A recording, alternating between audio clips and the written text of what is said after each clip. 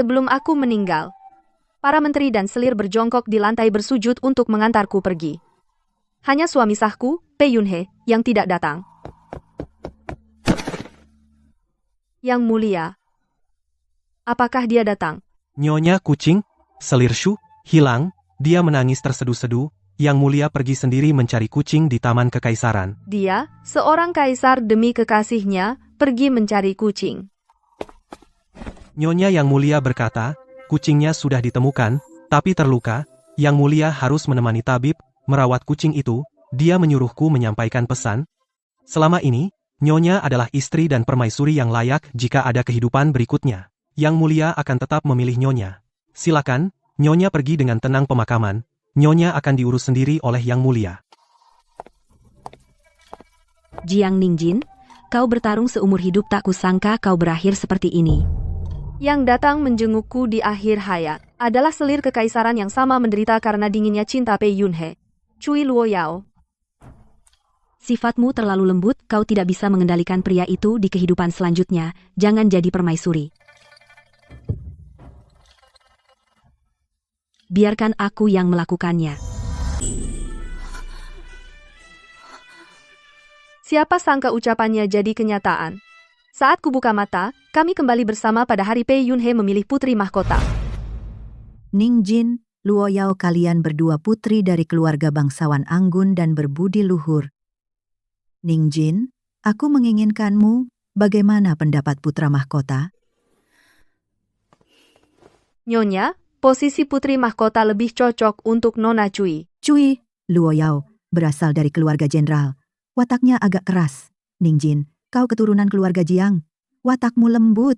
Aku rasa kau lebih mudah. Ibu Suri, siapapun jadi putri mahkota, terserah. Ya, asalkan bukan kekasih hatinya gadis penjual anggur, Liu Mengyun menikahi siapapun sama saja baginya. Di kehidupan sebelumnya, saat Pei Yunhe putus asa, muda Liu Mengyun menemaninya minum beberapa kali. Pei Yunhe menganggapnya sebagai penyelamat, mencintainya dengan sangat dalam sampai mati rasa. Tapi Liu Mengyun karena statusnya rendah, tidak bisa menjadi istri sah. Dia menerima perjodohan hanya untuk membalas budi. Sekarang, kembali lagi.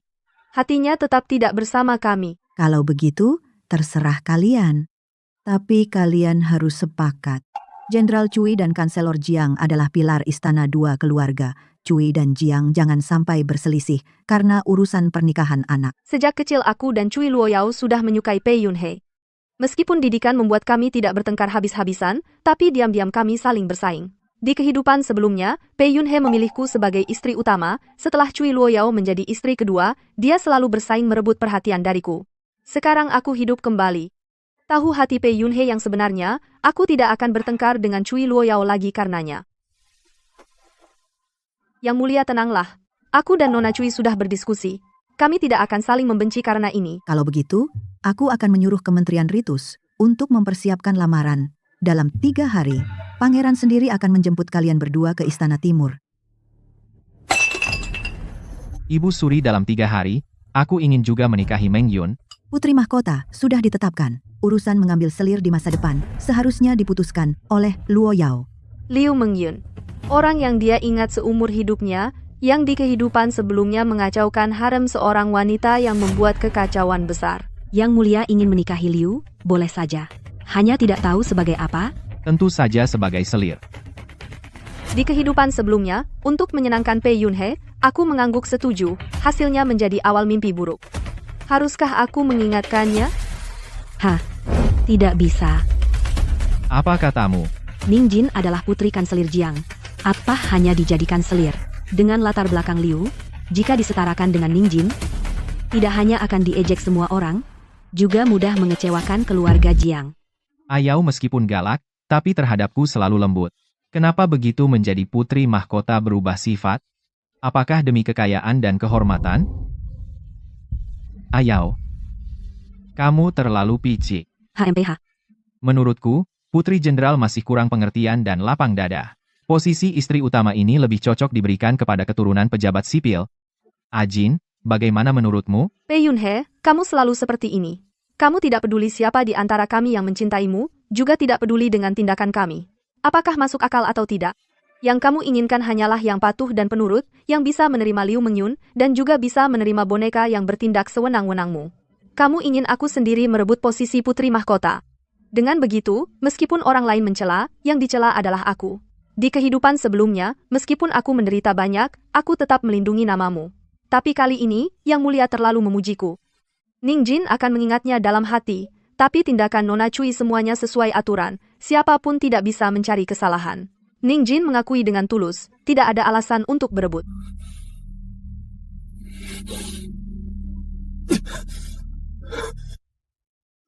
Sudahlah, Heer. Siapa yang utama dan siapa yang kedua, Ibu Suri tidak peduli. Kalian sendiri yang berunding. Ibu Suri hanya punya satu permintaan. Istana Timur harus menjadi ipar dengan keluarga Cui dan Jiang.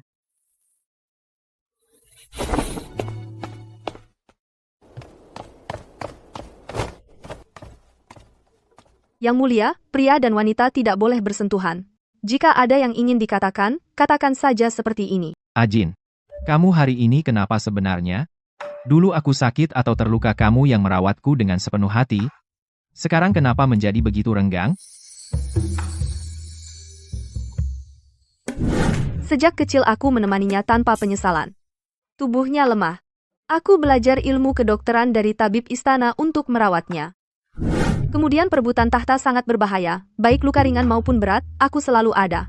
Ibuku menasihatiku bahwa aku keras kepala, berkata bahwa meskipun dia membunuhku, jiwaku mungkin tidak tega meninggalkannya. Dulu aku juga berpikir begitu. Sampai kehidupan sebelumnya aku sangat kecewa, baru aku tahu. Tidak peduli seberapa dalam cinta seseorang pada akhirnya bisa dilepaskan juga Yang Mulia. Sebelumnya, Ningjin tidak tahu batas merusak nama baik Yang Mulia, sekarang aku sudah sadar. Tentu saja harus menjaga jarak demi Yang Mulia. Yang Mulia, ada masalah. Nona Liu mendengar tentang kejadian hari ini. Karena marah, dia mencegat kereta Nona Cui dan juga mengatakan beberapa kata provokatif. Nona Cui sangat marah sedang bersiap menghukumnya. Berani. Cui Luoyao. Bagaimanapun juga berasal dari keluarga terpandang, bagaimana bisa hanya karena beberapa kata lalu menghukum orang lain, benar-benar sombong dan semena-mena. Tidak layak untuk tugas besar. Kehidupan sebelumnya juga seperti ini. Tidak peduli siapa yang salah, dia akan selalu memihak Liu Mengyun tanpa syarat. Aku kasihan pada Cui Luoyao, dan juga kasihan pada diriku sendiri yang bodoh di kehidupan sebelumnya. Karena sudah tahu itu adalah lubang api, mengapa kita harus melompat ke dalamnya? Undang ayahku dan Jenderal Cui bersama-sama ke sini.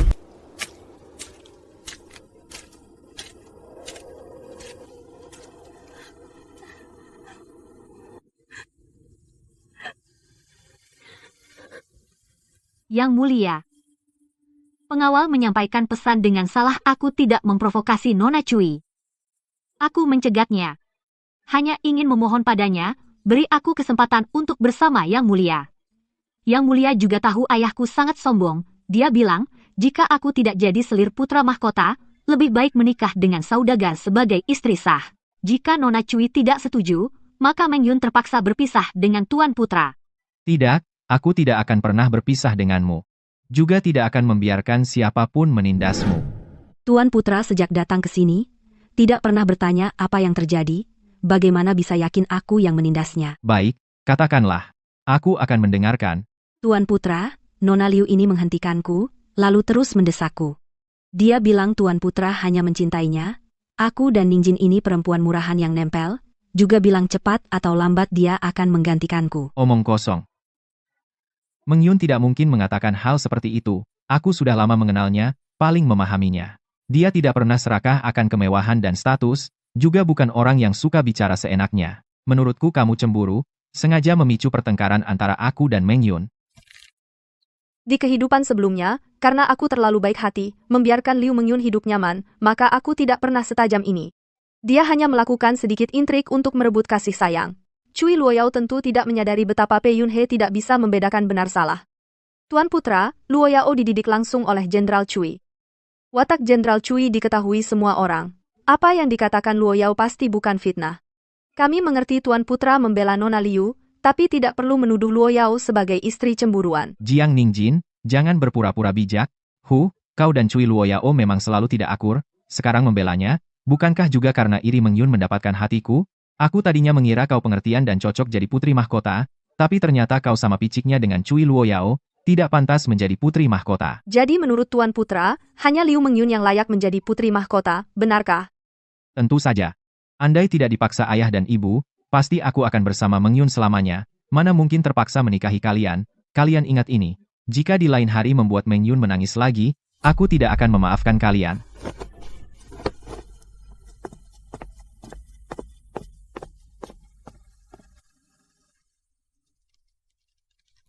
Menjadi putri mahkota dan permaisuri. Apakah kau masih menginginkannya? Tidak jadi. Kalau bukan karena Kaisar memohon perjodohan, aku tidak rela memberikan putri kesayanganku menikah ke istana dan menderita. Saudara Cui, hati-hati bicara. Kita sudah setuju dengan perjodohan ini. Jika sekarang kita mundur, itu adalah kejahatan, menipu Kaisar. Saudara Jiang, kamu benar-benar berani. Kamu baru saja melihat Nona Liu itu sikap soknya. Nanti dia pasti akan menjebak putri kita. Kamu sungguh rela membiarkan putrimu menderita. Saudara Cui, jangan khawatir. Aku sama sepertimu, sangat sayang pada putri. Tapi kejahatan menipu Kaisar juga bukan perkara kecil. Kita harus mencari cara yang menguntungkan kedua belah pihak. Cara apa? Kita berdua kan punya adik yang menyusahkan? Mereka berdua sejak kecil sudah penuh tipu daya. Menghadapi Nona Liu pasti sangat mudah. Benar, adikku itu, meskipun kandung tapi licik dan penuh perhitungan. Orang tua sudah lama ingin menikahkannya. Sayangnya tidak ada yang berani mengambilnya. Ide bagus. Kaisar dan permaisuri hanya bilang, keluarga kita harus menikahkan putri ke Istana Timur. Tidak bilang yang mana ini tidak bisa dianggap menipu Kaisar. Ide ini memang bagus. Tapi kedua adik kita tidak ada yang mau menjadi bawahan. Lalu siapa yang jadi istri utama? Karena keduanya tidak mau mengalah. Mending sama-sama jadi istri selir. Posisi istri utama berikan saja pada Nona Liu. Adapun apakah dia bisa bertahan sepenuhnya tergantung kemampuannya sendiri. Kalau begitu, sudah diputuskan.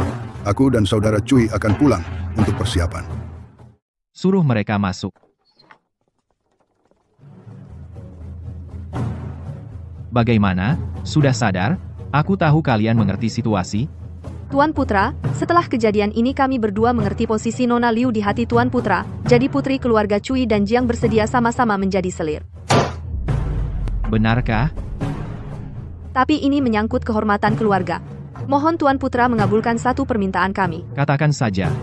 Asalkan bisa membuat Mengyun menjadi istri utama, aku akan kabulkan apapun. Karena menjadi selir jangan libatkan Kementerian Upacara untuk prosesi agar tidak ditertawakan orang. 3 hari lagi Tuan Putra langsung datang menjemput surat nikah ganti saja saat upacara pernikahan. Baik. Ikuti kamu, ikuti kamu.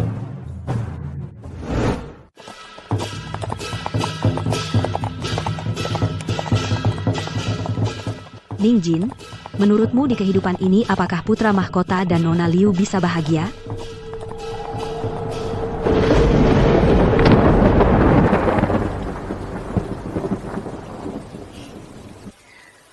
Luo Yao, cuaca berubah. Ajin, kau masih ingat kehidupan sebelumnya? Kapan pertama kali kita berdua berbagi payung? Tentu saja ingat. Bulan kedua, setelah menikah di Istana Timur.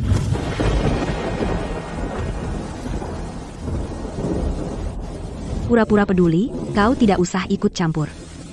Pangeran menginap di kamarku. Kau demi merebut kasih, kau berdiri di tengah hujan semalaman. Setelah pelayan istana memberitahuku, aku keluar mencarimu. Aku memayungimu, kau malah memakiku pura-pura peduli. Saat itu aku juga kerasukan setan. Kupikir kita sejak kecil sederajat, kenapa kau yang menjadi istri utama? Ajin.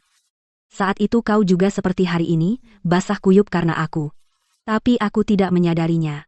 Bukan hanya tidak mereda, tapi juga terus bertengkar denganmu seumur hidup. Sekarang kupikir, aku benar-benar bodoh. Jika aku memberitahumu kebenaran, kau akan merasa lebih bodoh. Mau dengar? Sudah bodoh seumur hidup? Apa yang perlu ditakutkan? Sebenarnya hari itu pangeran tidak menginap di kamarku. Kau salah orang, dan juga salah sasaran. Apa? Hal ini tidak pernah kuberitahu padamu. Karena aku berjanji pada Pei Yunhe, Liu Mengyun dan aku masuk bersama, tapi Pei Yunhe takut terlalu memanjakannya, mendatangkan bencana padanya. Jadi dia memohon padaku untuk menjadi tameng bagi mereka. Semua orang mengira dia setiap malam di kamarku, padahal setiap kali dia pergi lewat jendela belakang untuk menemani Liu Mengyun. Alasan aku bersedia membantunya adalah karena cinta. Jadi aku memilih untuk menahan semuanya. Aku pernah berharap dia akan menoleh padaku, tapi ternyata hanya mimpi kosong. Bahkan saat sekarat, dia tidak datang menemuiku. Hanya mengirimkan kata-kata hambar, kau baik. Maaf, aku tidak tahu. Ayau, tidak perlu minta maaf. Sebelum mati, kau bisa menemaniku terus, aku sudah tahu kau tidak benar-benar membenciku. Baik, biarlah masa lalu berlalu. Ajin, selanjutnya apa rencanamu? Kemarin ayahku menjodohkanku dengan seseorang. Kupikir cukup baik. Aku siap menikah. Kedua orang tua ini sudah berunding, ya? Ayahku kemarin juga menjodohkanku, cucu kecil dari Adipati Qin, tapi aku belum memutuskan. Ayahku memilihkan cucu besar dari Adipati Qin. Berarti kita bisa jadi ipar? Karena kau setuju menikah, aku juga akan menikah saja. Jadi sudah diputuskan. Ini juga untuk menghindari kejadian yang tidak terduga. Setelah pertukaran surat nikah ini, semuanya sudah pasti. Benar, benar, ayo minum.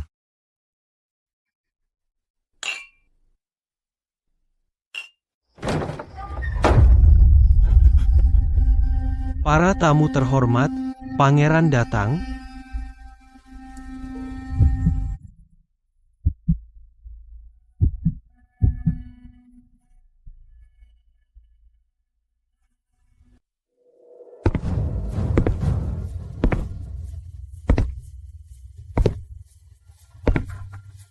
Hitung waktu. Saat ini Pei Yunhe seharusnya sedang bersama Liu Mengyun di kamar pengantin. Hari ini di kehidupan sebelumnya, Pei Yunhe bahkan tidak mau membuka kerudung aku dan Cui Luoyao. Kali ini entah kenapa ada masalah, dia malah membuka kerudung lebih awal dan menemukan pengantinnya sudah diganti. Kalian berdua sangat berani menyuruh orang lain menggantikan pengantin. Untung aku segera menyadarinya. Cepat ganti kembali. Aku tidak suka adik kalian. Surat nikah sudah ditukarkan. Dan sudah bersembah sujud. Yang mulia, bagaimana bisa yang mulia seenaknya membatalkan? Kalian benar-benar mengira kakak kalian benar-benar ikhlas merestui kalian? Mereka hanya cemberut padaku. Intinya kalian hanya dua umpan. Umpan untuk membuatku menyesal. Kakak, apa kau benar-benar berpikir begitu? Apa katamu? Aku dan Ayau memang tidak suka kalian, tapi pada akhirnya kita bersaudara. Jika satu naik, semua naik. Jika satu jatuh, semua jatuh, jadi kami tidak akan mempermainkan kalian.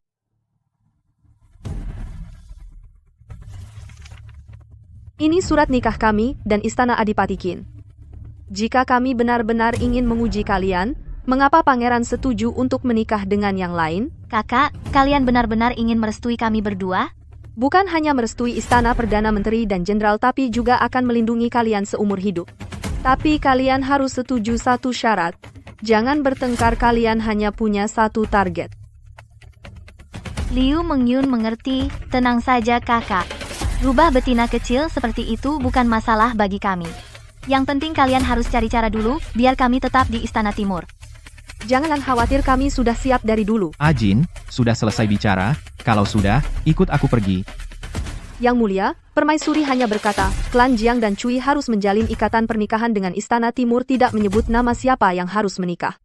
Ning Yi dan Luo Wan, juga putri sah, tidak membuat Yang Mulia dirugikan. Lagi pula aku dan Ayau sudah bilang pada Yang Mulia putri kedua klan bersedia menjadi selir, tapi tidak pernah bilang yang menikah adalah kami. Yang Mulia pasti salah paham. Anggap saja aku salah paham. Tapi aku adalah penguasa. Aku perintahkan kalian bertukar kembali, kalian harus patuh. Yang Mulia mau merebut menantu hamba. Tuan Adipati, apa salah dengar? Anda adalah pahlawan pendiri negara, seberani apapun aku, tak berani merebut orang Anda. Yang Mulia, ini surat pernikahan kami dengan Nona Jiang dan Nona Cui, silakan Yang Mulia lihat. Jin, kalian berdua sudah bersekongkol? Kenapa buru-buru bertunangan hari ini? Yang Mulia terlalu khawatir, aku dan Yao sudah saling mencintai dengan kedua tuan muda, keluarga juga sudah lama ingin menjodohkan. Awalnya demi Yang Mulia, kami berniat melepaskan perasaan ini, tapi hari itu Yang Mulia sendiri bilang siapa saja boleh, kami berdua baru memilih lagi, tapi tidak apa, keluarga Cui dan Jiang setia pada negara. Kalau Yang Mulia memaksa menikahi kami kami akan membatalkan pertunangan, anggap saja kami berutang pada Tuan Adipati Qin. Kalau begitu aku tidak memaksa. Mereka berdua juga baik asalkan mereka berlaku, pantas aku tidak akan menyusahkan mereka.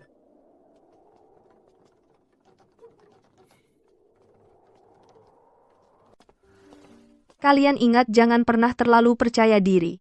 Putra mahkota lebih mencintai Nyonya Liu dari yang kalian kira. Jadi jangan terburu nafsu, cari cara yang perlahan dan bertahap.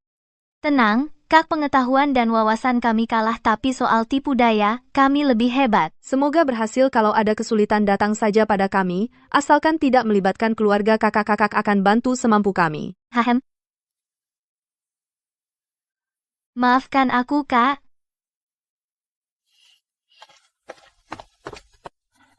Jin, kamu terlalu lemah hati. Mereka dulu bagaimana menyakiti kita, apa kamu lupa? Tidak lupa, tapi kehormatan mereka terkait keluarga. Sopan santun yang harus dilakukan dengan sempurna. Benar juga. Tapi entah mereka berhasil atau tidak, jangan bilang, aku malah penasaran. Jangan buru-buru, perebutan istana tidak bisa selesai sehari dua hari, kita lihat saja pelan-pelan.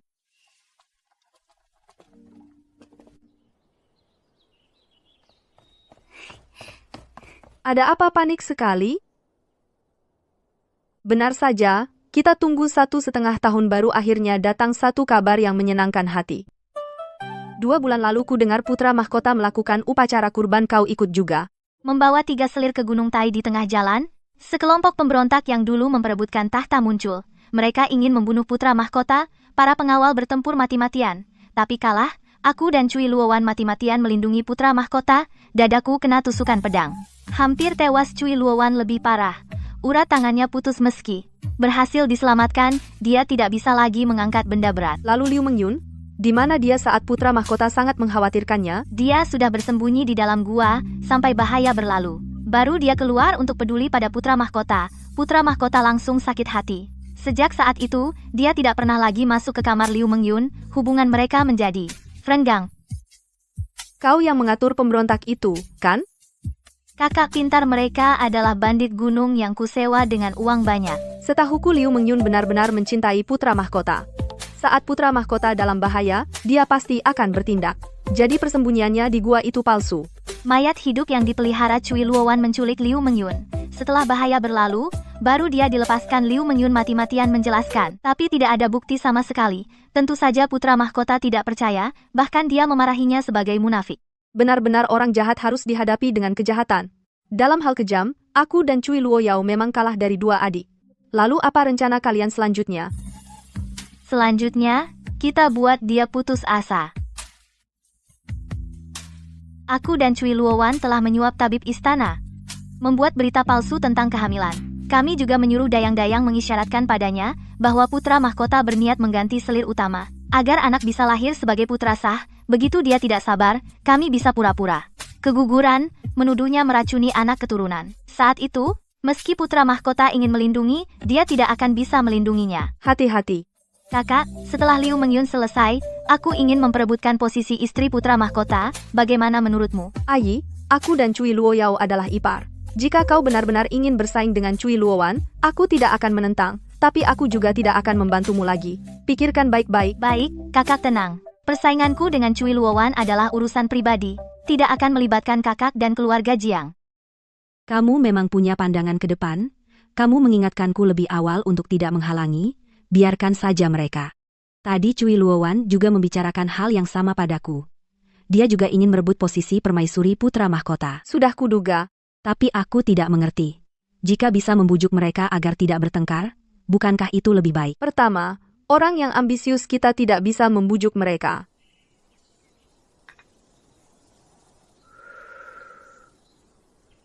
Kedua, Pei Yunhe tidak pantas. Selamat, Yang Mulia. Selir sudah hamil 2 bulan. Benarkah? Aku akan punya keturunan? Ningyi, kau benar-benar pahlawanku? Ningyi, kau benar-benar pahlawanku. Yang Mulia, aku kurang beruntung, tapi khawatir. Omong kosong. Sampaikan perintahku, beri selir Jiang Mutiara Timur, 10 potong brokat awan putih, ini adalah cucu pertama. Siapa yang berani lalai? Selamat, Kak. Yang mulia, bagaimana dengan pesta menikmati bulan malam ini? Tidakkah kau lihat Ningyi perlu istirahat? Pergilah sendiri. Aku akan menemani Ningyi. Dulu, jika aku bersin, dia akan cemas berjam-jam. Sekarang aku bahkan kalah dari janin di perut Jiang Ningyi. Uang untuk menyuap dokter istana ini sangat berharga. Kau tidak melihatnya. Ekspresi wajah Liu Mengyun, wanita jalang itu, tadi bahkan lebih buruk daripada menelan lalat.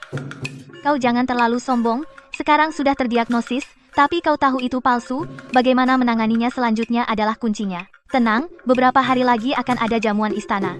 Nanti, begitu Liu Mengyun mendekatiku, aku akan berpura-pura jatuh. Tuduhan membahayakan anak kerajaan ini cukup untuk membuatnya tidak bisa bangkit lagi selamanya. Kakak, rencana yang bagus. Obat penstabil kehamilan sudah diresepkan, kalau mau pura-pura, harus total, kau harus minum tepat waktu. Tentu saja, asalkan Liu Mengyun tersingkir, posisi permaisuri putra mahkota aku punya banyak kesempatan. Pergi ambilkan aku sedikit arang. Nona kedua, ini. Ini bubuk kunyit merah. Bukankah selir Jiang tidak hamil? Minum ini akan membahayakan tubuh. Dia ingin pura-pura keguguran. Aku akan membantunya agar lebih nyata. Dosis bubuk kunyit merah ini sangat berat. Meski diminum tidak akan menyebabkan keguguran karena tidak ada janin, tapi akan menyebabkan pendarahan hebat dan mandul seumur hidup. Jiang Ningyi, kau menggunakanku sebagai senjata. Mau menyingkirkan Liu Mengyun lalu menjadi yang teratas? Mimpi, nanti saat tabib memeriksa, hanya akan mengatakan keguguran dan pendarahan akibat benturan. Bisa memastikan tuduhan Liu Mengyun dan bisa membuatmu, Jiang Ningyi, menjadi cacat. Sekali merengkuh dayung, 2-3 pulau terlampaui. Inilah pemenang sebenarnya. Ayo, antar obat untuk Kak Jiang. Yang mulia, anggur ini terlalu dingin. Aku khawatir putraku di dalam perut kedinginan. Aku lengah. Panggil orang, ganti dengan susu hangat. Yang mulia, aku bersulang untuk kakak. Selamat, kakak mendapat anak laki-laki. Adik baik hati, tapi tabib kerajaan melarang minum alkohol. Kakak meremehkanku? Atau takut aku meracuni anggur ini? Sekarang saatnya.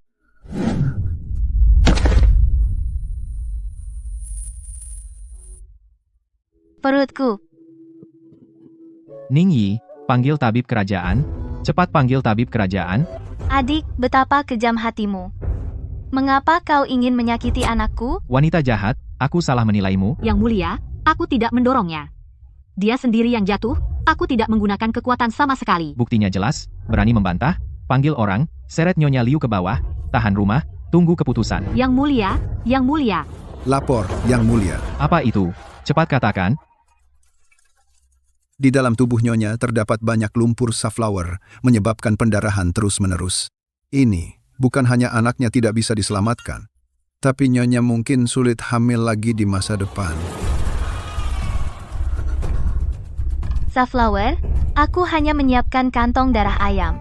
Apakah sakit perut yang hebat ini benar-benar terjadi? Obat penstabil kehamilanku selalu ditangani olehnya. Hanya dia yang punya kesempatan untuk memberikan obat seberat itu. Kakak, sungguh malang nasibmu. Pasti Nyonya Liu tidak hanya mendorongmu, tapi juga meracuni makananmu sehari-hari. Cui Luowan, betapa kejam kau. Ningyi, tenanglah. Aku pasti akan membelamu. Cui Luowan, kamu cukup kejam. Di depan mataku, kau membuatku menjadi orang tak berguna, tapi aku mencatat hutang ini. Sekarang jika aku menuduhmu, pasti akan terungkap soal kehamilan palsuku, jadi aku harus menusuk Liu Mengyun dulu yang mulia, tubuhku sakit sekali. Tabib istana berkata, obat merah itu berbahaya bagi tubuh, perlu perawatan yang baik Ningyi, katakan padaku siapa yang menangani obat itu? Obat kehamilanku selalu ditangani dengan hati-hati. Hanya kemarin, Liu Mengyun datang ke dapur kecil. Katanya ingin membuatkan sup tonik untukku sebagai permintaan maaf. Mungkin dia tidak sengaja. Minta maaf? Dia ingin membunuhmu. Aku akan pergi menghukum wanita jahat itu sekarang. Yang mulia, saya tidak bersalah. Saya tidak pergi ke dapur kecil Jiang Ningyi yang menjebak saya.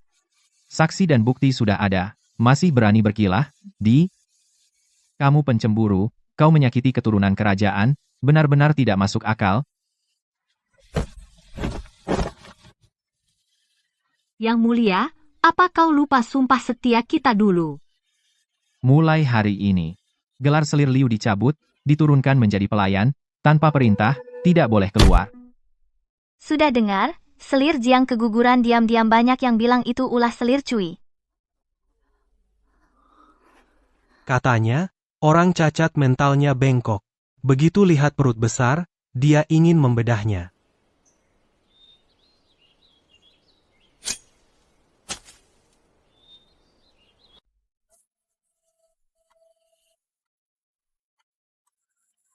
Kakak, waktunya minum obat. Ini obat bagus untuk energi darah. Jangan pura-pura, di sini tidak ada orang luar. Kau memberiku obat pencegah kehamilan. Bagaimana dengan hutang ini? Kau sendiri bilang mau pura-pura jadi sungguhan. Aku hanya membantu. Berani kau bilang pada Yang Mulia kalau kita bersekongkol? Aku tidak berani. Tapi di luar semua bilang kau gila karena cacat. Ini hadiah balasanku untukmu, kita main-main pelan-pelan.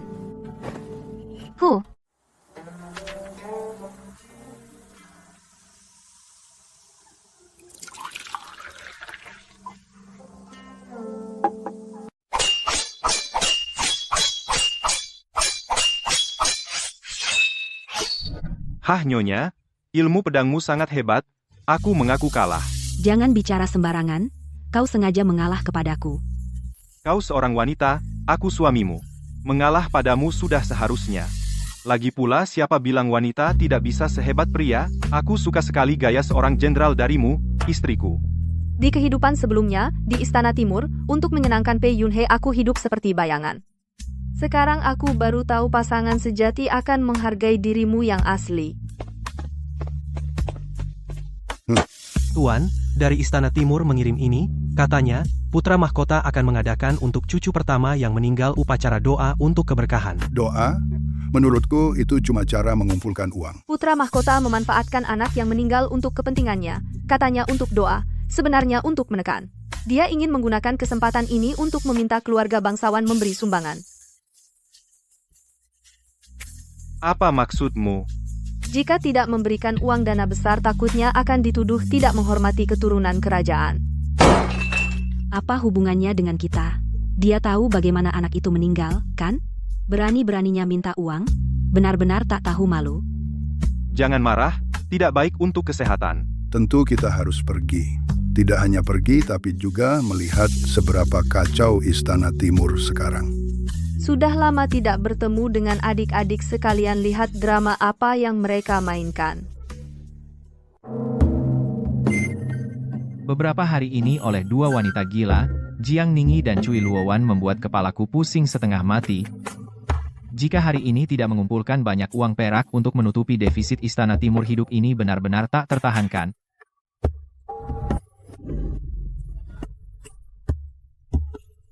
Kuil, ini ramai pengunjung.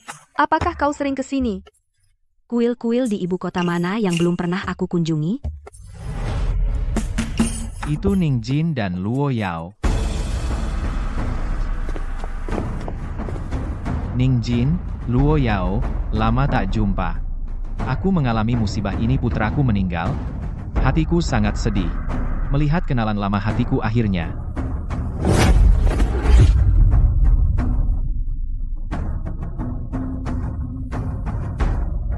Sembah putra mahkota. Paduka, turut berduka cita. Tapi di depan umum ini, Paduka sebaiknya jangan terlalu bersedih. Agar tidak kehilangan tata krama. Aku berbincang dengan kedua nyonya. Itu karena melihat hubungan kita dulu. Kalian ini apa? Berani menghalangi aku? Itu. Paduka, ampun. Hanya istriku penakut, selalu tidak bisa melihat orang asing, terutama orang asing yang membawa aura jahat. Jika mengganggu istriku, hamba akan sakit hati. Kamu. Kau bilang aku orang asing? Kau berani bilang aku bawa aura jahat? Suami maksudnya aura marah pada Paduka. Memang menakutkan.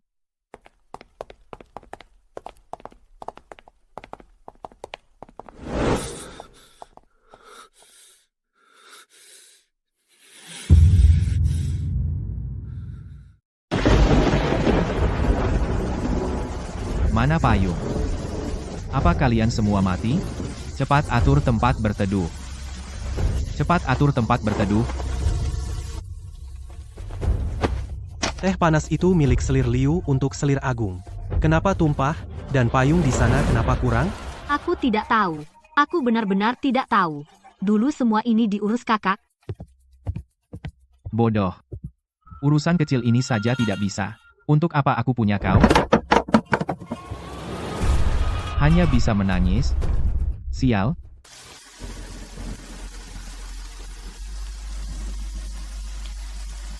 Pengawal keluarga Qin, dengarkan perintah. Bagikan payung yang sudah disiapkan kepada para nyonya senior.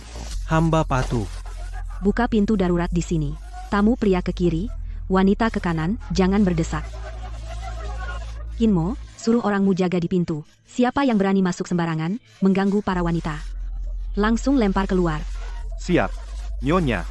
Sungguh berkat keluarga Qin dan kedua nyonya muda ini. Tidak panik dalam bahaya. Sikap dan cara ini. Ya, keluarga Qin beruntung punya menantu seperti ini.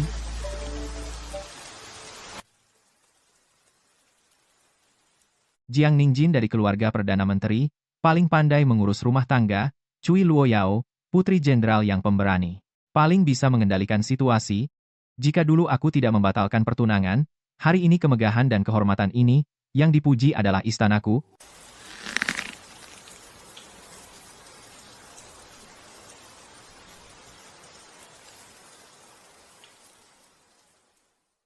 Hei, selir Liu masih menunggu yang mulia.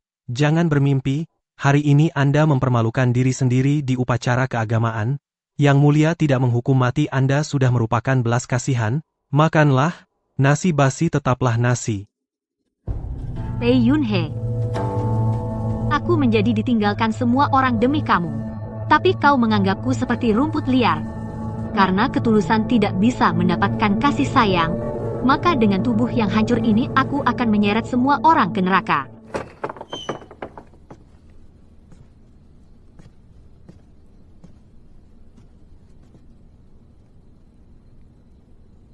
Enya. Yang mulia, tenangkan amarah. Hamba mengakui kesalahan. Hamba hanya khawatir karena Yang Mulia sakit kepala. Setelah memberikan sup, hamba akan pergi. Tidak akan membuat Yang Mulia begadang. Bangunlah. Hari ini juga beta melampiaskan kemarahan padamu. Yang Mulia. Hamba hari ini terus berpikir. Sama-sama putri sah dari berbagai istana. Mengapa kakak dan kakak Cui setelah menikah ke istana Qin menjadi begitu cakap? Tapi yang diberikan ke istana timur adalah keadaan seperti ini. Apa yang ingin kau katakan? Hamba hanya merasa, apakah keluarga Jiang dan keluarga Cui terlalu pilih kasih? Mereka memberikan putri terbaik mereka dan mahar paling berlimpah ke istana Qin, seolah-olah mereka yakin istana Qin lebih berprospek daripada istana timur. Jika tidak meremehkan keluarga kerajaan, masa mereka memberikan mutiara berharga ke keluarga Qin, tapi mengirim yang tidak berguna ini ke sisi Yang Mulia. Yang Mulia, mereka ini sedang taruhan. Yang dipertaruhkan adalah keluarga Qin, yang diremehkan adalah Paduka. Maksudmu mereka meremehkan beta?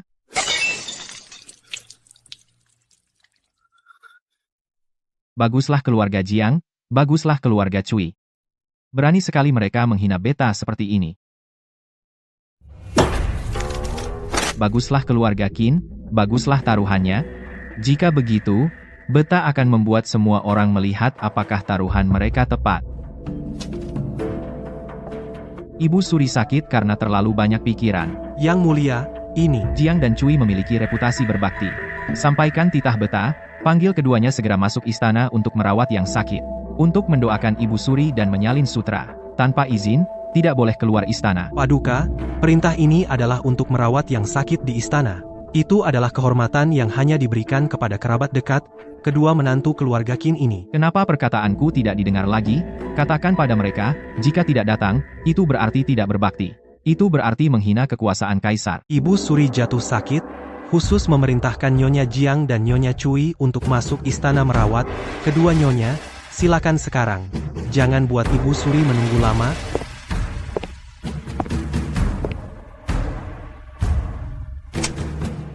Merawat sakit?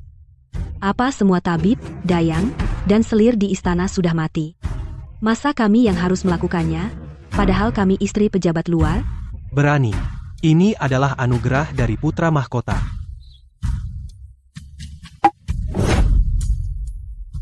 Kakek, tunggu dulu.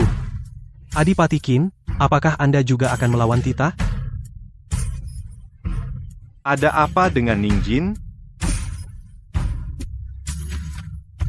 Suamiku tidak apa-apa. Cuman tidak tahan bau tidak sedap di sini. Putra mahkota ingin berbakti itu hal baik. Tapi perintah ini keluarga Qin tidak bisa terima. Hamba tua akan segera mengajukan surat kepada Baginda. Kamu mau memberontak? Menantu sulung, Nyonya Jiang. Setelah diperiksa tabib, sudah hamil.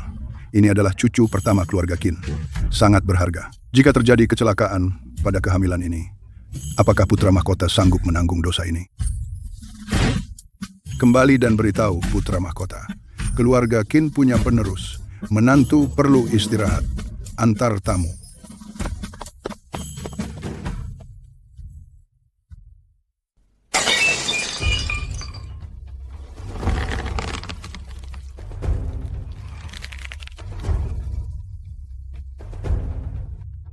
Kenapa perempuan jalang itu bisa hamil? Keluarga Qin memperlakukannya seperti harta. Bahkan putra mahkota ingin memanggil, semua ditolak oleh Adipati Qin.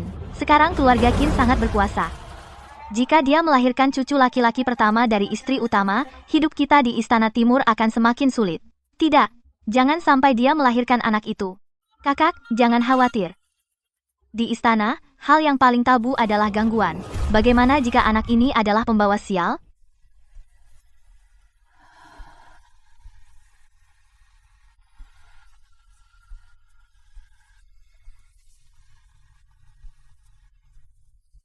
Ibu Suri, hamba mendengar desas-desus di luar. Mengatakan di atas rumah keluarga Qin akhir-akhir ini ada awan hitam pekat, takutnya ada pertanda monster lahir. Benar, sejak Jiang Ningjin hamil, putra mahkota selalu mendapat masalah. Pertama, upacara keagamaan dihujani badai. Lalu kesehatannya terganggu. Anak ini, takutnya adalah bencana yang khusus datang untuk menghancurkan keberuntungan Istana Timur. Benarkah? Ibu Suri, hamba tua punya kata yang entah layak diucapkan atau tidak. Katakan. Beberapa hari lalu, penyakit lamaku kambuh lagi. Sakitnya tak tertahankan. Nyonya muda pertama dari keluarga Qin mengirimkan salep kuno. Baru setelah itu, aku merasa lebih baik. Nyonya muda, pertama baik hati. Mana mungkin dia mengandung pembawa sial? Kau pelayan tua, kau dapat apa? Berani membelanya? Aku tidak menerima apapun. Tapi, aku melihat dayang dari 2 selir, membakar tulisan tanggal, lahir di luar istana. Ibu Suri, paling benci. Sihir, kalian mengutuk keluarga kerajaan, atau keluarga Qin. Berani, aku belum mati. Di depanku, kalian berani main kotor, mengutuk keturunan menteri setia. Kalian pikir nama Istana Timur belum cukup buruk? Perintah Ibu Suri kedua selir berhati jahat, berjemur di sini selama 2 jam, renungkan kesalahan, tidak boleh kurang sedikit pun.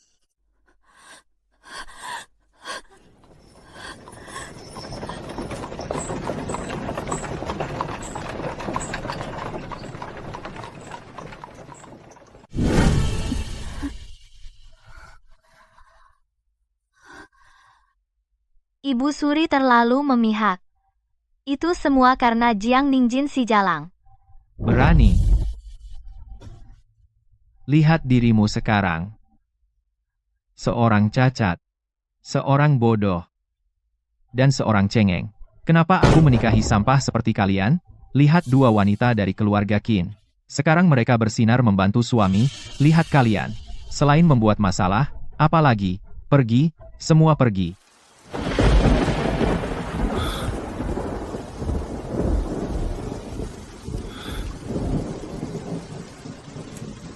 Dulu, saat di Ningjin, hanya kau yang menemani aku belajar larut malam, hanya kau yang mengerti ambisiku. Aku salah. Benar-benar salah. Ajin, kau benar-benar hamil? Bukankah penolakan itu hanya taktik? Saat palsu, yang palsu jadi nyata, asalkan putra mahkota percaya itu benar, dia harus menelan amarahnya. Asalkan bisa melindungi Nyonya, entah benar atau palsu. Di keluarga Qin, itu akan jadi nyata.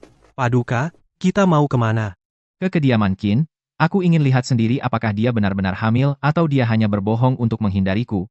Jika itu palsu itu berarti menipu penguasa. Karena Yang Mulia tidak percaya, silakan periksa saja. Tapi jika hasilnya benar, Yang Mulia masuk dengan gegap gempita dan menggeledah apa yang harus diberikan kepada keluarga Qin sebagai penjelasan. Jika kau benar-benar hamil, aku pribadi akan minta maaf kepada Adipati Qin, tapi jika itu palsu, maka kau harus ikut aku kembali ke Istana Timur menerima hukuman, aku sudah tahu. Selamat, Nyonya muda, selamat.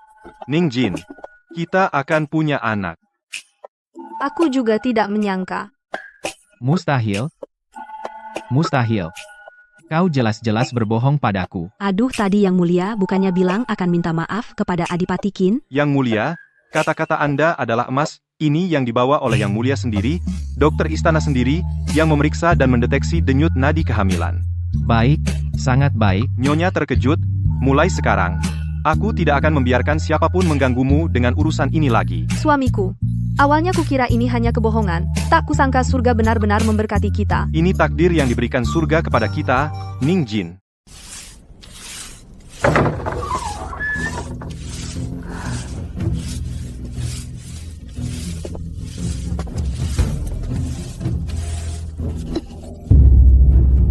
Wah, sudah tidak tahan?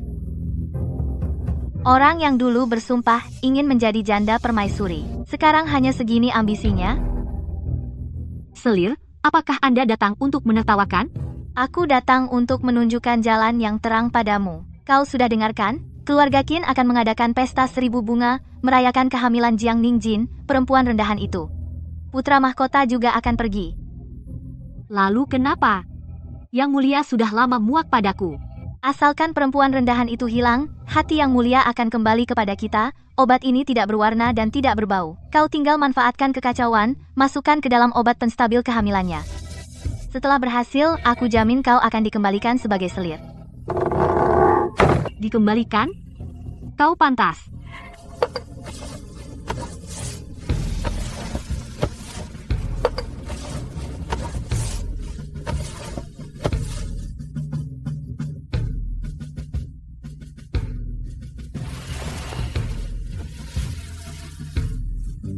Jiang Ningyi, Cui Luowan, dan Pei Yunhe. Kalian menggunakan aku sebagai pisau. Maka biarkan pisau ini menembus hati kalian semua.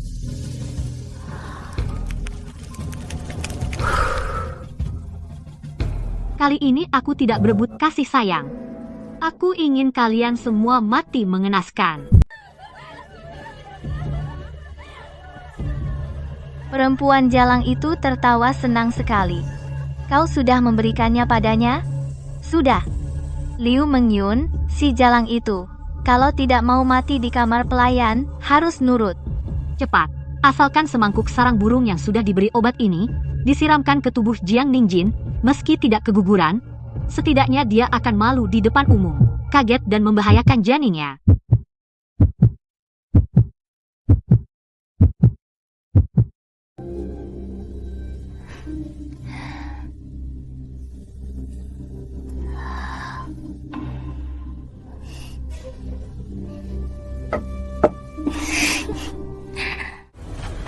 Cui Luowan, mati kau.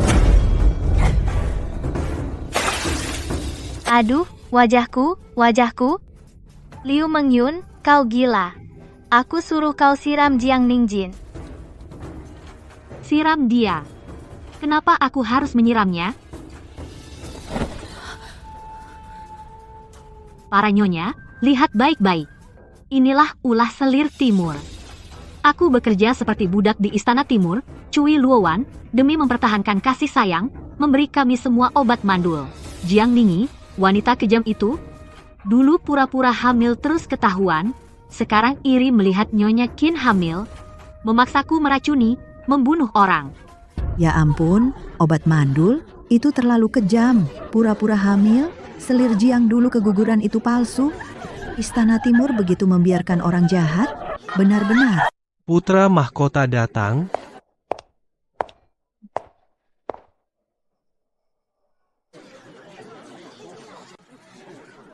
Apa yang terjadi di sini? Tidak ada tata krama.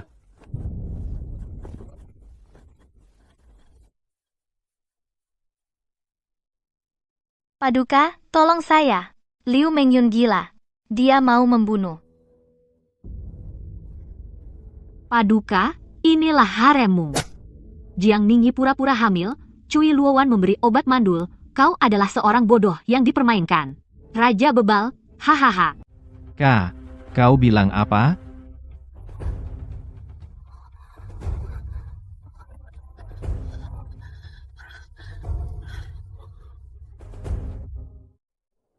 Yang mulia, hari ini adalah pesta pernikahan keluarga Qin. Jika Istana Timur tidak bisa mengurus orangnya sendiri, mohon Yang Mulia bawa mereka kembali. Jangan nodai tanah keluarga Qin. Aku. Dasar wanita murahan, kalian semua murahan, kalian telah mempermalukan aku, pura-pura hamil dan dimandulkan. Kau pikir aku ini bodoh? Kau mempermainkanku, dan sama...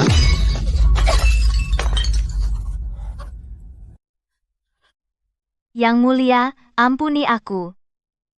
Aku hanya sesaat lalai itu Cui Luowan, dia yang memberi ide. Dia bilang hanya dengan begitu aku bisa mempertahankan hati Yang Mulia. Obat mandul itu juga dipaksanya aku minum. Yang Mulia, matamu sendiri buta, siapa yang bisa disalahkan? Kau abaikan mutiara seperti Jiang Ningjin, kau malah memilih kami yang palsu ini. Nasib ini sekarang adalah akibat dari perbuatanmu sendiri. Mulutmu benar-benar tajam, beraninya kau memberi obat mandul pada wanita aku, kau ingin memutus keturunanku? Yang Mulia, bunuh saja aku, bagaimanapun wajahku sudah hancur, tapi seumur hidupmu jangan pernah berharap mendapatkan hati Jiang Ningjin. Jiang Ningjin adalah awan di langit, sedangkan kau hanyalah lumpur di tanah. Seret mereka pergi untukku. Jiang Ningyi, Cui Luowan menipu penguasa, mulai saat ini, turunkan status menjadi rakyat biasa, kurung di istana dingin seumur hidup. Tidak, Yang Mulia, aku selir utama, aku anggota keluarga Jiang, kau tidak bisa berbuat ini padaku. Liu Mengyun, jasamu mengungkapkan ini, aku ampuni kau dari kematian, tapi hatimu jahat, kau mempermalukanku di depan umum. Hukuman mati bisa diampuni, tapi hukuman hidup tidak bisa dihindari, mulai hari ini. Usir dari Istana Timur, buang ke Lingnan. Tidak boleh kembali ke ibu kota selamanya. Baik. Bahkan jika mati di Lingnan, lebih baik daripada di Istana Timur yang kejam ini.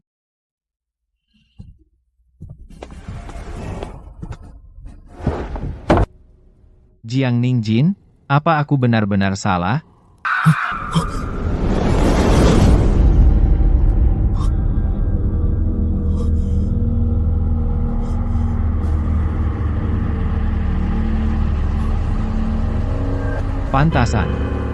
Pantasan di kehidupan ini Jiang Ningqing kepadaku bagaikan ular dan kalajengking. Dia lebih memilih menikah dengan Qin Ye, orang kasar itu. Pantasan Cui Luoyao lebih baik mati daripada masuk istana. Bahkan rela menghancurkan reputasinya sendiri di istana demi menolak pernikahan. Rupanya kalian juga kembali. Kalian semua membawa ingatan kehidupan sebelumnya. Kalian kembali untuk membalas dendam kepadaku. Benar, kan, Jiang Ningjin? Kau sudah tahu aku akan melakukan itu padamu. Jadi kau mengambil tindakan terlebih dahulu.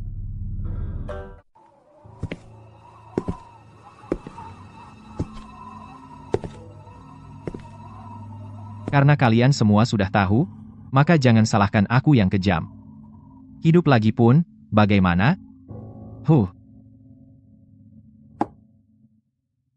Kalian hidup adalah milikku, mati adalah arwahku, mau bersama Qin Yan dan terbang bersama.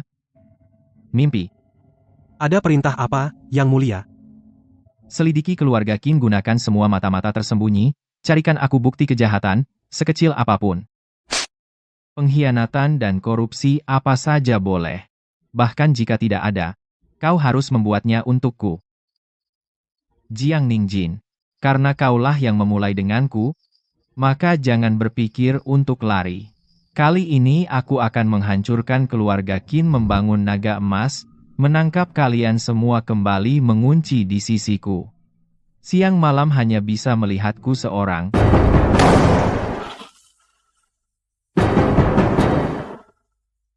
Bangsa Utara, terlalu keterlaluan. Berani merebut 3 kotaku berturut-turut. Para menteri, bagaimana pendapat kalian? Ayahanda, menurut pendapatku, jika seluruh keluarga Qin memimpin pasukan, pasti bisa mengangkat kejayaan negara kita. Jika keluarga Qin pun tidak berani pergi, maka tulang punggung Zhou besar ini bukankah patah? Baik, sampaikan perintahku. Angkat Adipati Qin sebagai panglima tertinggi ekspedisi utara, Qin Yan dan Qin Mo sebagai perintis kiri dan kanan. Segera kerahkan pasukan dan berangkat. Ayahanda bijaksana. Pergilah asalkan semua pria keluarga Qin mati, dua wanita yang tidak terlindungi itu, bukankah mereka akan jadi genggamanku? Jika raja ingin menteri mati, menteri harus mati. Keluarga Qinku setia dari generasi ke generasi.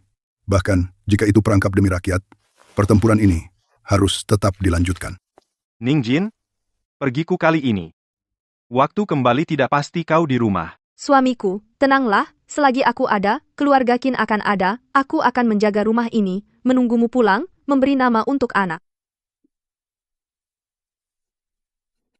Luo Yao, kau di rumah temani kakak ipar. Aku akan menjaga diriku sendiri. Aku tidak akan tinggal. Aku, putri keluarga Cui, sejak kecil tumbuh di atas kuda, kehidupan sebelumnya tidak, aku bahkan bermimpi tentang diriku sendiri, mati di medan perang. Karena ini takdir, maka aku akan mengubahnya. Medan perang berbahaya, kau mau pergi melakukan apa?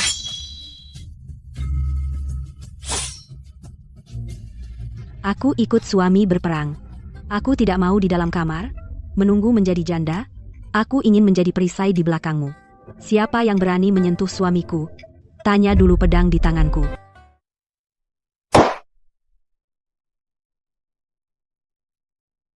Baik. Pantas Putri Jenderal. Disetujui.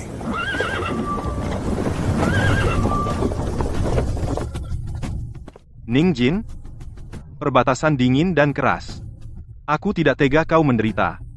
Apalagi berani membuatmu bepergian dengan mengandung. Semua urusan rumahku serahkan padamu. Jika aku tidak kembali, anak itu akan diberi nama. Jangan bicara sembarangan. Nama tunggu kau pulang sendiri yang memberi aku dan anak, menunggumu di ibu kota. Lampu keluarga Qin akan terus kunyalakan. Sampai kalian kembali dengan kemenangan. Ajin, jangan bersedih seperti itu, membuat seperti perpisahan hidup dan mati. Kau sedang hamil berat, tidak cocok bepergian jauh. Tenanglah, suamimu. Aku yang akan mengawasinya di medan perang untukmu, kurang sehelai rambut, aku serahkan padamu. Baiklah, Ayao. Kau juga harus kembali tanpa luka sedikit pun. Kau adalah jenderal wanita paling gagah. Jangan kalah pada laki-laki itu. Tentu saja siapa bilang wanita tidak bisa seperti pria. Lihat saja apakah pedangku ini tajam. Kakak ipar, setelah ini, di ibu kota hanya tinggal kau seorang. Pangeran Mahkota berhati sempit dendam kesumat. Sekarang pasukan utama keluarga Qin keluar semua.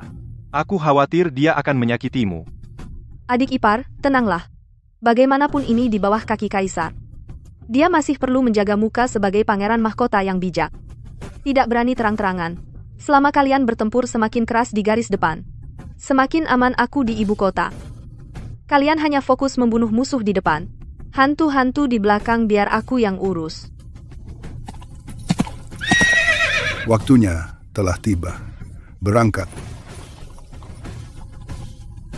Suamiku, Ayao, jaga diri. Mulai hari ini, keluarga Qin akan aku jaga. Pergi. Akhirnya mereka semua pergi. Rencana yang mulia sangat cerdik. Pergi ke sana, keluarga Qin, tua dan muda, akan menghadapi pasukan barbar utara yang buas. Sepertinya akan celaka. Keluarga Qin terlalu kuat dengan pasukan mereka, sudah seharusnya mati. Ayahanda sudah tua, tidak melihat situasi dengan jelas. Aku ini membantunya membersihkan rumah. Lihat, semua yang menghalangi sudah mati. Harimau meninggalkan gunung. Kelinci putih kecil yang tersisa. Mau lari kemana? Jiang dari keluarga Qin, sekarang sendirian, menjaga istana Qin yang besar, saat paling tidak berdaya. Tidak usah terburu-buru. Biarkan dia merasakan dulu rasa sendirian tanpa bantuan. Tunggu sampai dia tidak punya tempat untuk meminta. Saat benar-benar putus asa, aku akan muncul menjadi penyelamatnya. Saat itu, dia akan mengerti. Hanya aku satu-satunya sandarannya. Nyonya, makanlah sedikit. Tuan Besar berpesan sebelum pergi. Kesehatan Anda yang terpenting. Sekarang seluruh rumah tangga bergantung pada Anda. Aku tidak apa-apa. Perintahkan, mulai hari ini tutup pintu rumah rapat-rapat, tolak semua tamu. Kecuali untuk belanja. Tidak seorang pun boleh keluar masuk seenaknya. Nyonya, mengapa demikian? Para pria keluarga Qin berjuang di medan perang.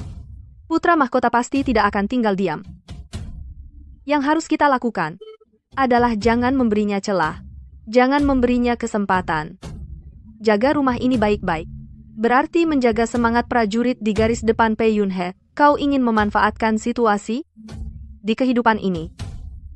Aku tidak akan lagi menjadi orang yang mudah kau peras. Tuan Menteri, apa yang tertulis dalam laporan ini memang terdengar mulia. Pertempuran di garis depan sangat sengit. Kas negara kosong, setiap butir beras harus digunakan pada tempat yang tepat. Kau tahu prinsip ini. Kenapa aku harus mengajarimu? Yang mulia bijaksana. Saat ini perang di perbatasan utara, sedang Alot Adipati Qin memimpin pasukan di luar ratusan ribu tentara. Setiap hari kebutuhan personel dan kuda bukanlah jumlah kecil. Hamba siang malam menghitung rambut pun memutih, karena khawatir jumlah dalam laporan ini sudah sangat pas-pasan. Jika dikurangi lagi, takutnya. HMPH. Bagaimana jika dikurangi?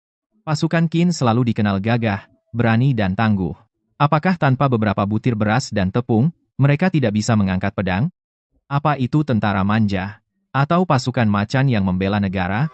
Aku tidak bilang putus. Hanya minta Tuan Menteri tahan sementara 30%, bagaimana? Tuan Menteri, apakah kau akan melawan perintahku demi keluarga Qin?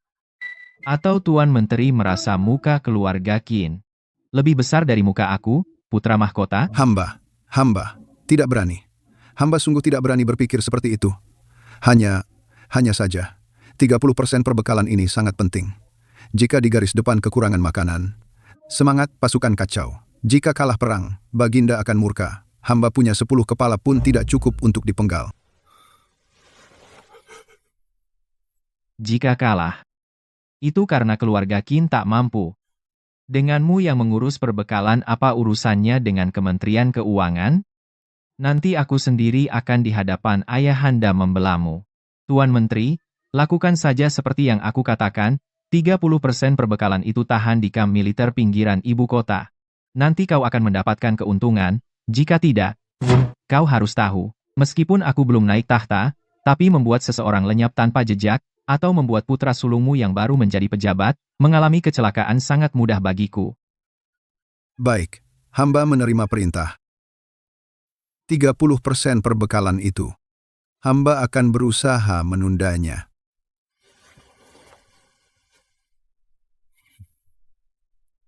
Bagus. Orang bijak tahu menyesuaikan diri. Tuan adalah orang cerdas. Orang cerdas baru bisa bertahan di istana yang kejam ini hidup lama.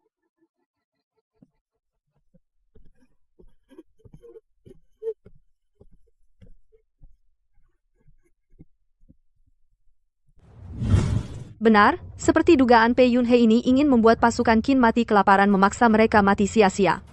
Sungguh kejam, sungguh licik. Nyonya muda, bagaimana ini? Jika kehilangan 30% perbekalan ini, perang ini kalah sebelum bertempur. Takut apa? Dia punya siasat, aku punya akal. Warisan 100 tahun keluarga Qin, mana mungkin bisa dihancurkan oleh perintah jahatnya bisa dihancurkan. Kirim pesan ke agen rahasia di Jiangnan. Aktifkan semua kafilah dagang, jangan gunakan jalan resmi, gunakan jalur air. Selain itu, hubungi di ibu kota beberapa pedagang besar yang memiliki hubungan lama denganku. Katakan aku, Jiang Ningjin, menjamin dengan harta dan nyawaku. Nyonya, Anda ini mau? Bahkan jika harus bangkrut, aku akan memastikan perbekalan ini tiba di perbatasan lebih cepat dari yang dikirim istana.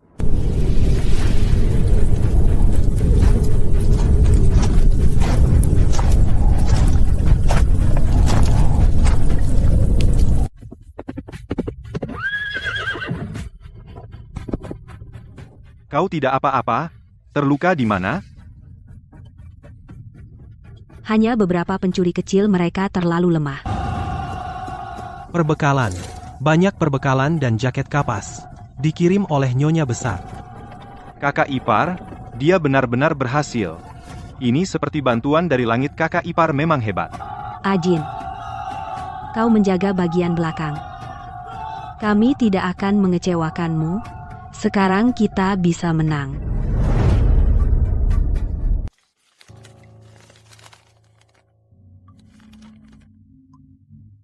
Jiang Ningjin yang hebat. Aku memutus pasokan makanan mereka, dia bisa mendatangkan persediaan dari ketiadaan. Jenderal Qin tidak mati kelaparan, malahan terus menang. Kandang ini sebenarnya untukmu, karena kau tak mau masuk dengan patuh, jangan salahkan aku jika mematahkan sayapmu.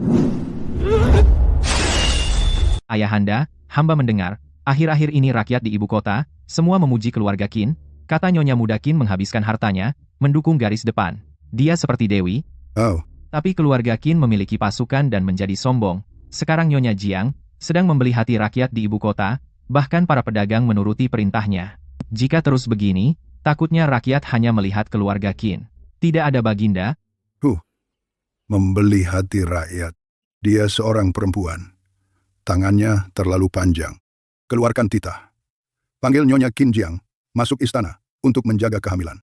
Aku akan mengurusnya sendiri.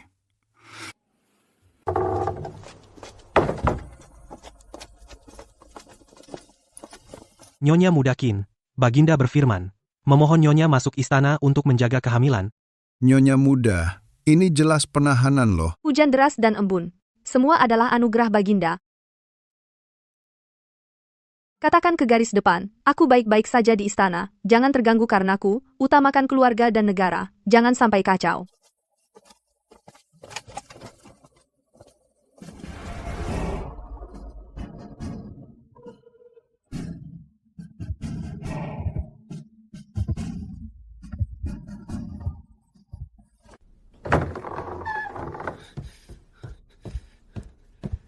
Hari ini tabib istana melapor. Kata kandunganmu sudah stabil. Yang mulia pangeran sibuk sekali. Kenapa setiap hari datang ke istana dingin ini pura-pura? Pura-pura, aku ini peduli padamu.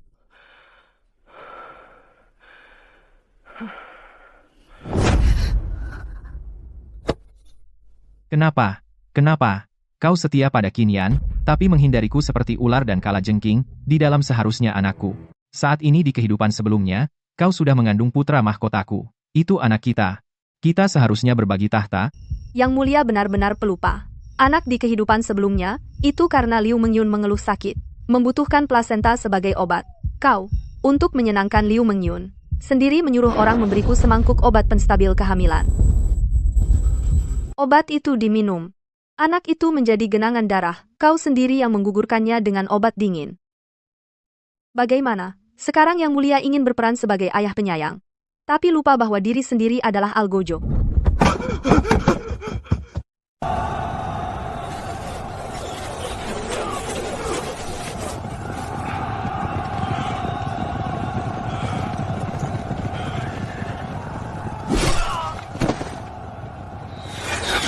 Hati-hati, kakek.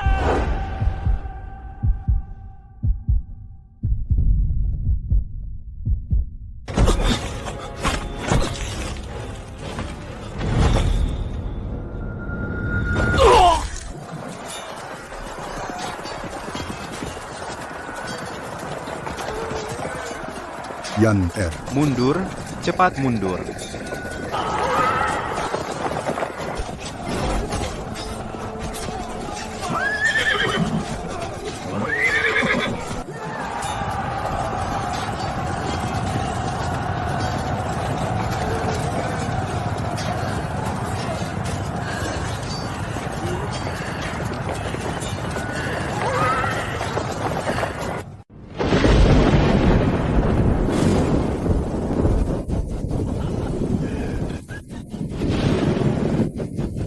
Ajin, ini balasan.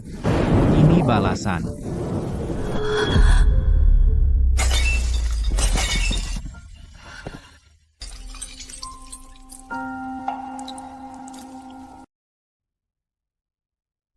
Lihat. Kabar baik dari garis depan. Qin Yan mati, pasukan Qin kalah.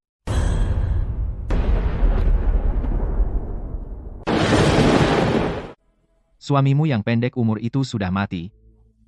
Dia tidak akan kembali lagi. Mulai sekarang kamu sendirian, tidak ada yang bisa merebutmu.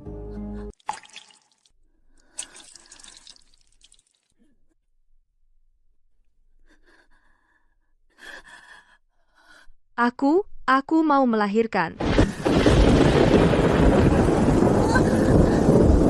Paduka, ada yang tidak beres. Nyonya kaget. Posisi bayinya tidak normal. Sekarang sepertinya hanya bisa menyelamatkan satu. Selamatkan ibunya, aku hanya mau ibunya. Tapi itu darah daging keluarga Qin. Apa darah daging keluarga Qin? Itu anak haram. Aku bilang sekali lagi, selamatkan ibunya. Anak haram itu hidup atau mati tidak peduli, mengerti? Ajin, kamu dengar?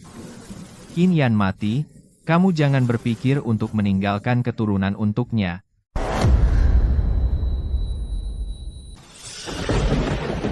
Bajingan, hentikan. Aku perintahkan. Ibu, kenapa ibu datang? Jika tidak datang, apakah kamu ingin menghancurkan martabat kerajaan ini dengan tanganmu sendiri? Semua masuk, selamatkan ibu dan anak. Jika sehelai rambut pun hilang, aku akan menghabisi seluruh keluargamu. Aku sendiri yang akan mengawasi di sini. Lihat, siapa yang berani menyentuh anak itu sedikit.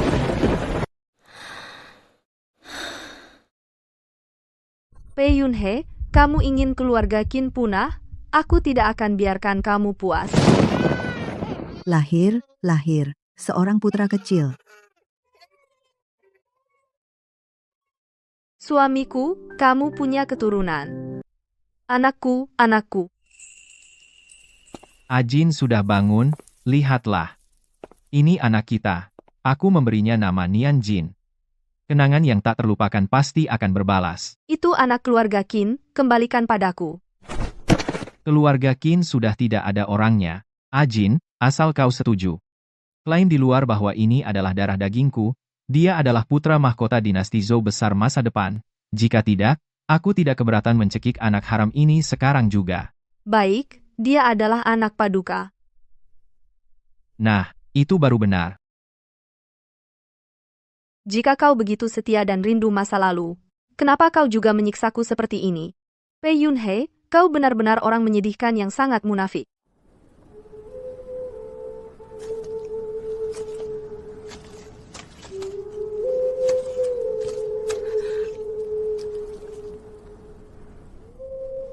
Kakak, di mana kau?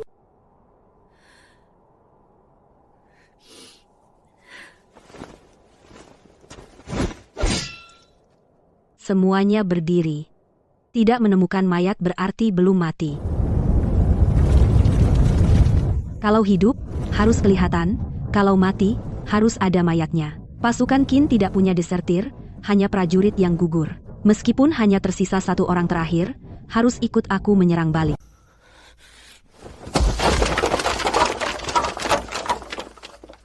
Semua dokter bodoh. Di mana tabib sakti yang kusuruh kalian cari? Jika penyakit sakit kepalaku ini tidak sembuh, kalian semua akan mati. Paduka, tenanglah. Nadi Baginda, sudah seperti benang halus. Sepertinya, Tambah dosis obatnya. Ayahanda sakit parah, hanya dengan pernikahan yang membawa keberuntungan dia bisa sembuh. Perintahkan Kementerian Upacara, segera persiapkan pernikahan besar antara aku dan Jiang, semakin cepat semakin baik. Qin Yan belum mati. Diam. Di istana, Qin Yan sudah mati, mayatnya pun tidak utuh. Siapa yang berani membocorkan setengah kata pun ke dalam harem, aku akan bunuh seluruh keluarganya. Ajin mengira dia sudah mati. Barulah dia mau mengikutiku sepenuh hati. Dia milikku, hanya milikku.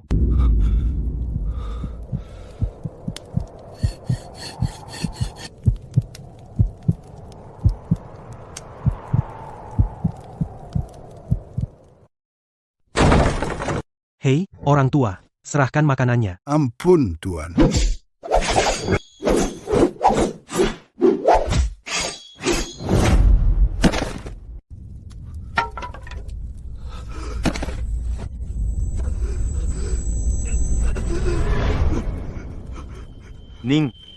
Ningjin.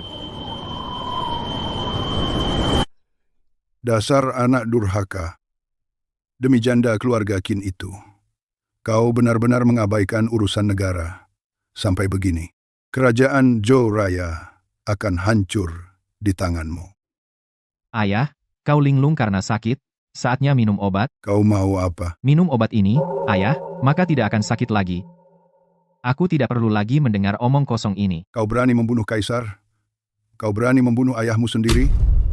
Ayah, kaulah yang mengajariku. Apa yang kau inginkan, rebut dengan segala cara, ayah seharusnya bangga.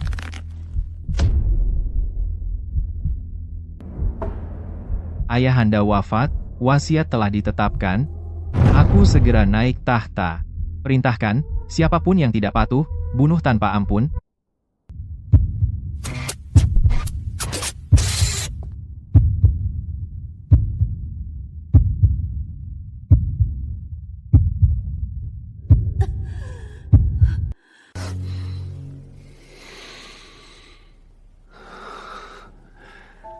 Ajin, lihat, aku sudah siapkan semuanya untukmu. Semua di sini sama seperti dulu. Kita akan mulai lagi. Paduka, apakah ini mengenang mendiang istri? Atau hanya menipu diri sendiri? Benar atau salah tidak penting. Selama kau di sini, semuanya nyata. Ajin, kau tidak bisa lari. Di kehidupan ini, bahkan jika harus menghancurkan seluruh kerajaan, aku akan memastikan kau tetap di sisiku selamanya. Jadi permaisuriku, itulah satu-satunya tempatmu.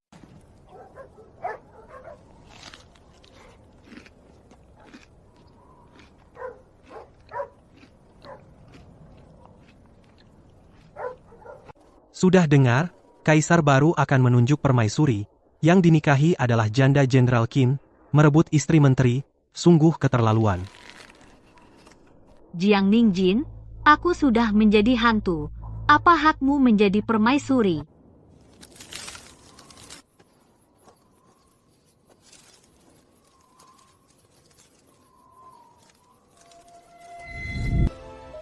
Ajin, tolong perhatikan aku dong. Setidaknya makian satu kata juga boleh. Aku sudah berlutut sampai lututku remuk. Kau juga jangan sampai tidak makan.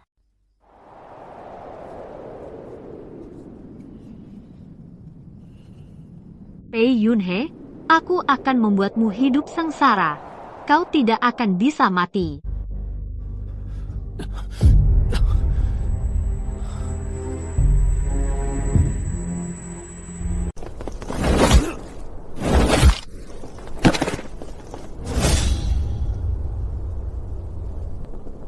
Siapa kau? Cepat sebutkan namamu.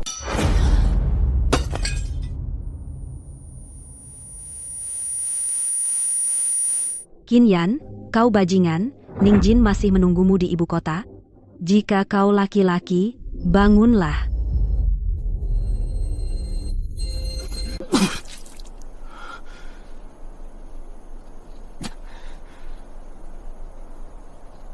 Para jenderal, dengarkan perintahku, atur pasukan, kembali ke ibu kota untuk menyelamatkan Ningjin.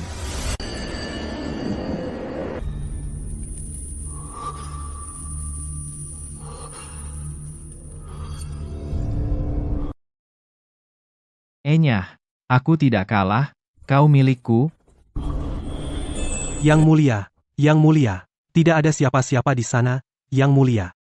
Tabib kekaisaran, panggil tabib kekaisaran. Aku tidak gila. Keluarkan titah, abaikan keberatan para menteri, upacara pengangkatan permaisuri dipercepat menjadi 3 hari lagi. Aku ingin seluruh negeri melihatnya, Jiang Ningjin, selamanya menjadi permaisuriku, siapapun yang menghalangi, bunuh tanpa ampun. Nyonya, saatnya sudah tiba. Jangan biarkan yang mulia menunggu. Pei Yunhe, dalam hidup ini, meski aku mati, aku akan menyeretmu ke neraka bersamaku. Qin Yan, jika ada kehidupan berikutnya, aku akan membalas cintamu.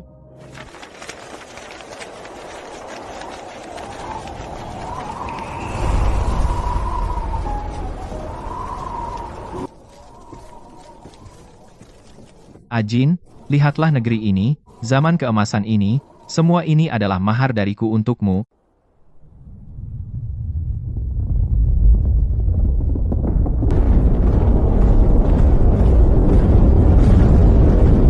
Lapor, Yang Mulia. Ada kabar buruk. Bajingan, siapa yang berani mengganggu pernikahanku? Pasukan Qin. Mereka tidak mati. Jenderal Qin Yan memimpin pasukan baju besi hitam kembali. Mereka mengibarkan panji, bersihkan samping penguasa, bunuh tiran. Mereka telah menembus tembok luar kota. Apa?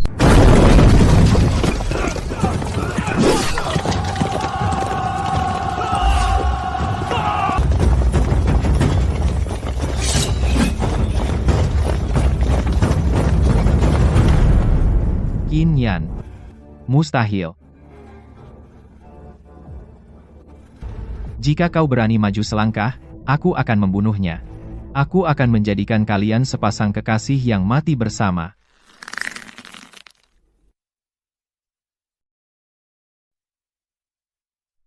Pei Yunhe, lepaskan dia. Jangan pedulikan aku. Bunuh dia. Ajin, jangan.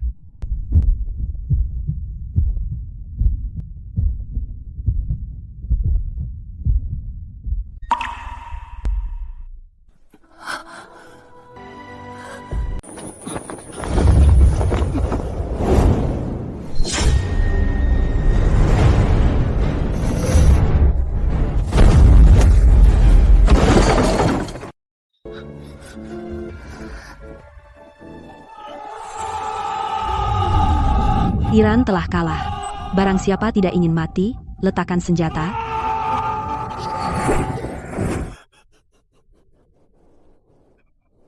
Aku kalah. Bagaimana mungkin aku kalah dari orang yang sudah mati?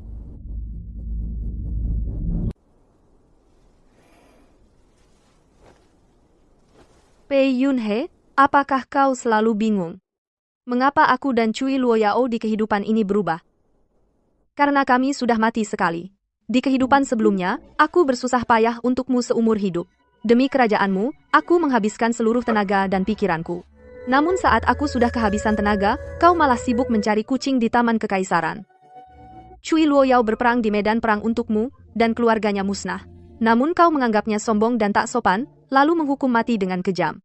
Baginda, Baginda. Kaulah yang membunuh Jiang Ningjin yang mencintaimu dengan tanganmu sendiri. Juga membunuh Cui Luoyao yang sepenuh hati hanya untukmu. Hutang kehidupan ini adalah dosa yang kau buat di kehidupan sebelumnya. Ternyata aku yang terlalu berharap. Akulah yang memaksamu menjadi begini. Ternyata akulah yang menjadi bahan tertawaan.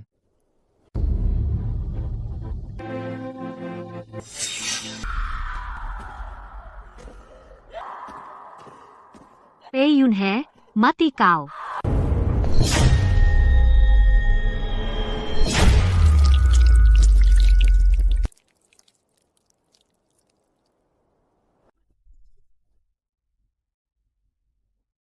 Semua harus mati.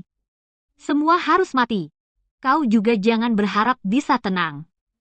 Pei Yunhe, bahkan sampai ke neraka, aku akan terus mengganggumu.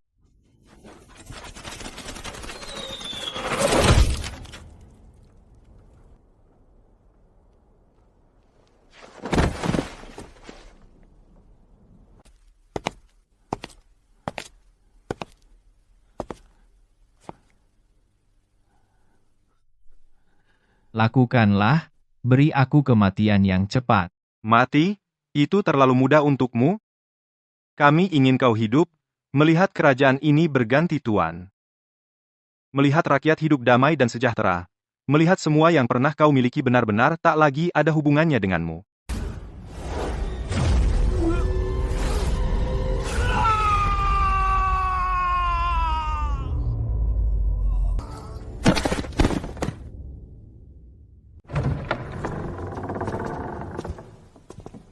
Aku sudah lama dikurung, tak menyangka beginilah akhirnya.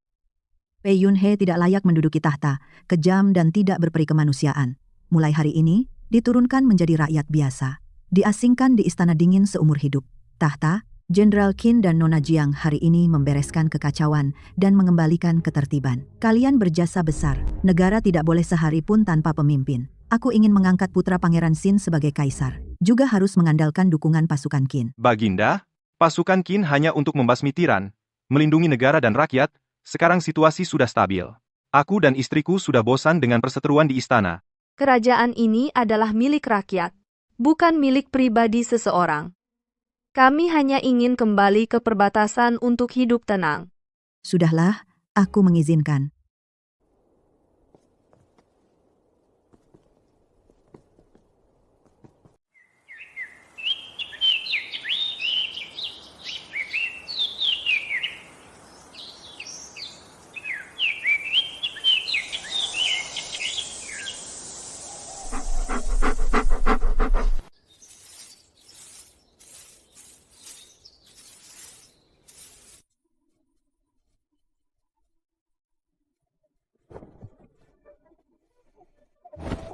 Hei, anak muda, kuat sekali.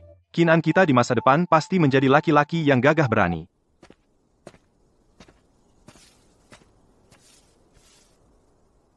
Jangan terlalu memanjakannya, nanti hatinya jadi liar.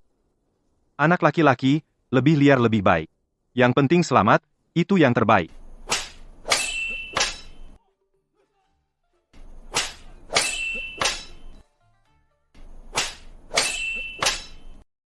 Aduh, salah.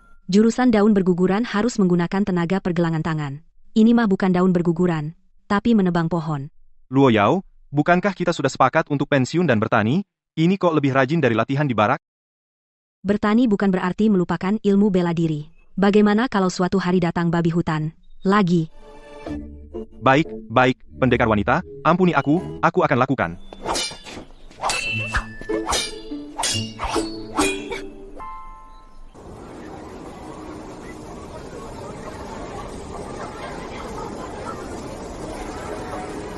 Kaisar baru itu penuh belas kasihan.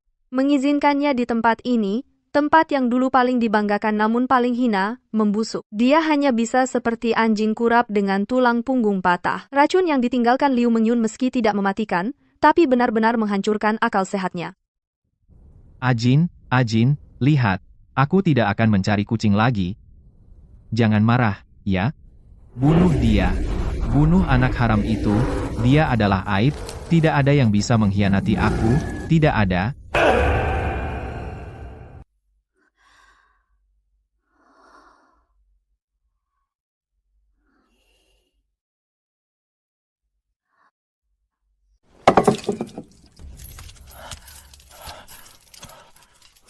Siapkan santapanku. Pergi. Berani. Budak rendahan. Ini milikku. Kembalikan. Pergi dari tempat sialan ini. Tidak ada kaisar, yang ada hanya hantu kelaparan.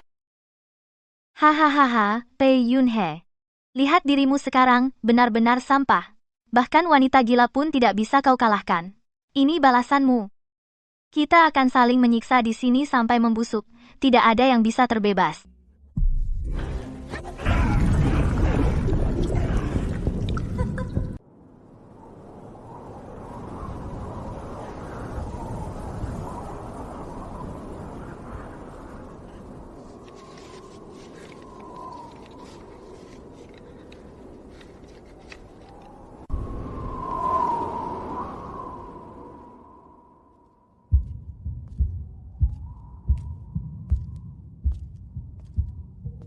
Yang mulia, cuaca dingin, waktunya minum obat.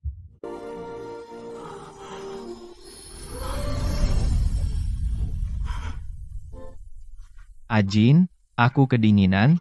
Aku benar-benar tahu kesalahanku. Jika ada kehidupan berikutnya, kumohon, jangan bertemu aku lagi. Lepaskan aku, lepaskan dirimu.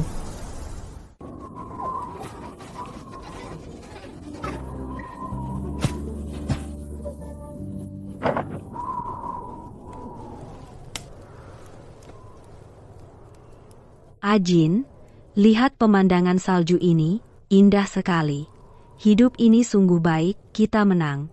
Ya, bukan menang melawan siapapun, tapi memenangkan kembali diri kita sendiri.